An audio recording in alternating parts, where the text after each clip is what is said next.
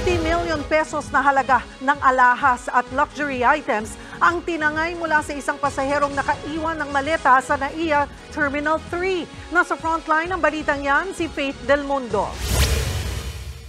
Mga kumikinang at naglalakihang singsing, relo at mga hikaw na tadtad ng diamante at Hermes bag na kasing mahal ng dalawang luxury vehicles. Ilan lang yan sa mga natangay mula sa cosmetic manufacturer na si Maricor Flores. Kanina, dumulog sa programang Wanted sa radyo si Maricor. Kwento niya, October 1 pa natangay ang kanyang gamit na aabot sa 50 million pesos ang halaga. Pero hanggang ngayon ay walang usad ang kanyang kaso na inilapit sa airport police ng NAIA. Sa kuha ng CCTV sa Bayfort Terminal 3, makikita si Maricor at kanyang assistant na lumapit sa dumating na SUV. Dali-daling sumakay si Maricor at iniwan ang hila-hilang maleta sa pag-aakalang kukunin ito ng kanyang driver. Nagkaroon lang na misconfusion sa amin ng driver ko kasi all the while, normally kasi sa amin is ako talaga yung kukuhanan niya and then pagbubukas ng pintuan. But nakita ko kasi siya, nakita ko na siyang papunta sa akin. So, iniwan ko na yung bag. Knowing na dadalhin niya yung bag, isasakay na sa sasakyan. Inikutan niya yung staff ko kasi baka siguro iniisip niya mas madaming dala.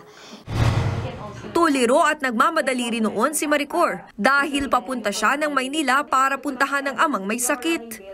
Somewhat nag-hysterical na ako kasi parang sabi ko everything is there. Yun yung paulit-ulit ko na sinasabi doon sa staff ko and doon sa driver ko na umiyak na ako actually. The reason why I'm rushing to ride the car is because I want to go to Asian Hospital because yung daddy ko is nasa ICU.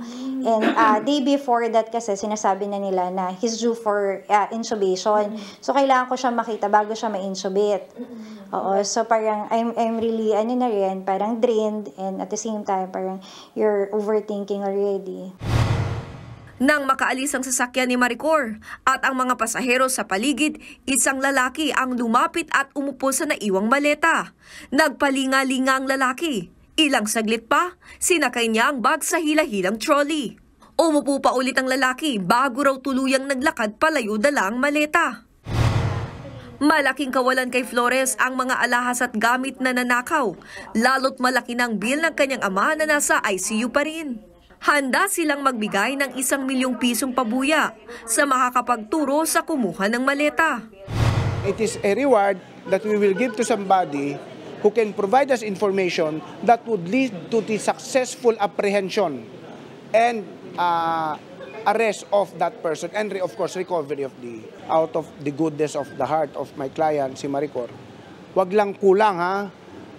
Pag binalik, bibigyan niya pa ng 1 milyon yung tao.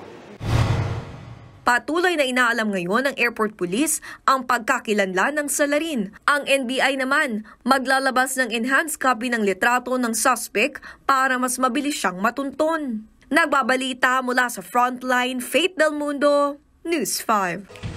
Mga kapatid, Cheryl Cosim po. Iba na ang may alam at may pakialam sa panahon ngayon. Para sa tuloy-tuloy na balitaan sa Frontline, mag-follow at mag-subscribe sa social media pages ng News 5.